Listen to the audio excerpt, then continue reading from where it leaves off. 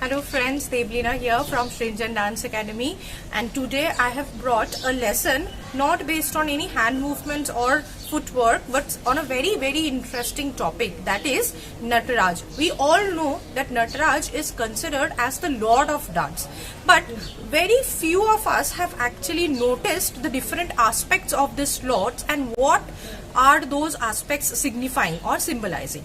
Now let's say that Indian classical dance has been very closely associated to religion. Most of the dances were initially devoted to gods and goddesses. Therefore, they have got a lot of spiritual significance, and that is why the Lord of Dance, Nataraja, he holds a lot of symbols in the different minute aspects that he has got. Let's have a look at the ring of fire which surrounds the idol of Nataraja. Have a look at the ring of the fire. What does it symbolize? It symbolizes the cycle of life and death, birth and death. So it is a cycle of creation and destruction which Nataraja symbolizes. Now let's start from the portion below. First you will see, if you start looking from down, you will see that there is a lotus pedestal. The lotus pedestal refers to the awakening consciousness of human mind, because we used to try to connect to God through dance in the ancient times. That is why it was very necessary for the dancers to have a purity of consciousness. That's why the lotus pedestal refers to the awakening of the consciousness. Now after that,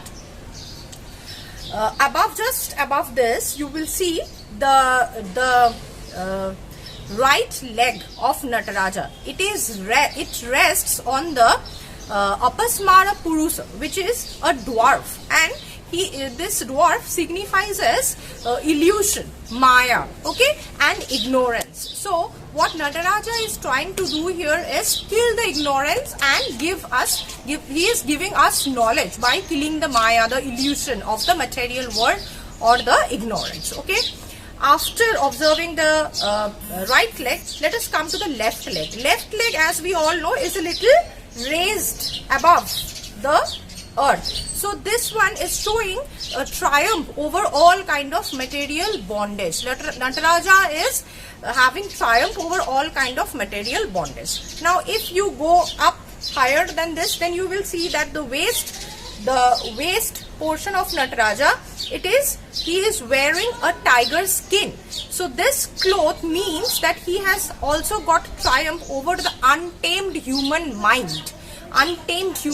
He can have control over it. He can have absolute power over it.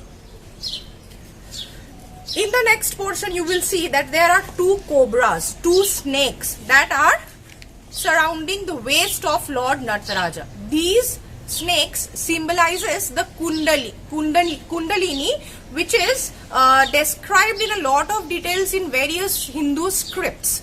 But basically, these Kundalinis are the dormant energy which rests at the spine of a human being and which can be awakened through meditation.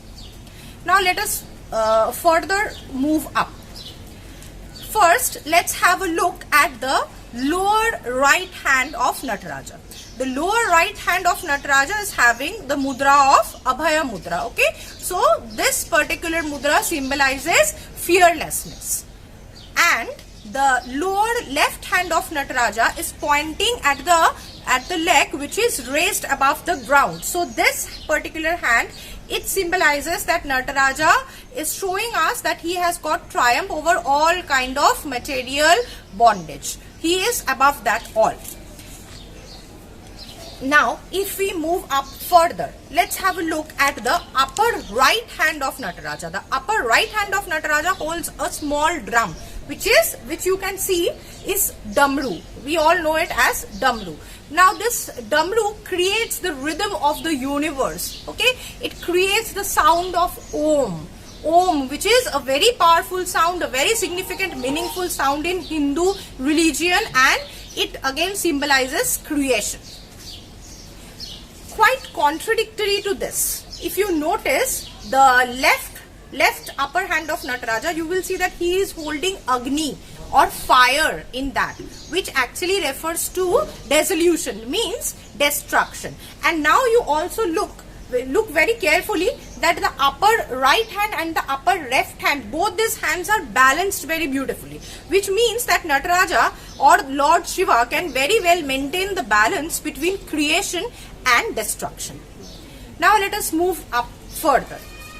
If we look at the neck of Nataraja, you will see that another cobra, another snake is surrounding that, which refers to ego. Okay, now if a dancer is supposed to be devoted to God completely, definitely he or she has to get rid of the ego. Therefore, the cobra which is surrounding Nataraja's neck refers to ego. Now let's move up further. Look at the face of Nataraja. It is absolutely calm, which means that he is completely detached from all the worldly affairs. Now in his face, look at the third eye. The third eye of Nataraja, the Tritiya Nayan, third eye, very, very important aspect of Nataraja. This third eye of Nataraja symbolizes the divine insight, the divine knowledge which is lacking in a human being. Now let's move up further. Now you can see that there is a crescent moon on the forehead of Nataraja. This moon on the forehead of Nataraja refers to the passage of time, that Nataraja is above all these things. Now let's have a look at the hair of Nataraja, the matted locks of Nataraja. What is Nataraja holding in this matted locks? He is holding Ganga, the river, the source of life on this earth. So definitely Nataraja is not only a manifestation of destruction, but equally he is a manifestation of creation. And when the rapturous dance of Nataraja takes place, this matted locks of Nataraja, they also move. Okay, and this symbolizes the movement of the wind, or to be very subtle, it refers to the breath of life.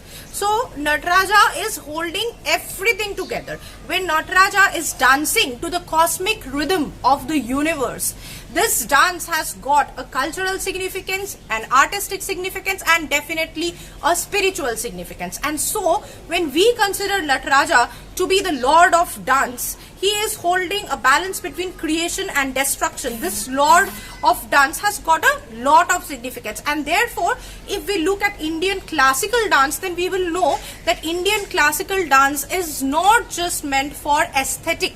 It is not only meant for the purpose of entertaining people, but it has got a huge cultural significance, it has got a huge spiritual significance, and as far as art is concerned, definitely beyond question, Indian classical dance forms are one of the best in the world.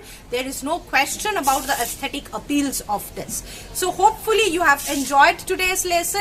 Now whenever you do the pose of Nataraja, please remember all these points so that your depiction of this Lord of Dance will be fabulous. Thank you so much. Hope you have enjoyed today's lesson.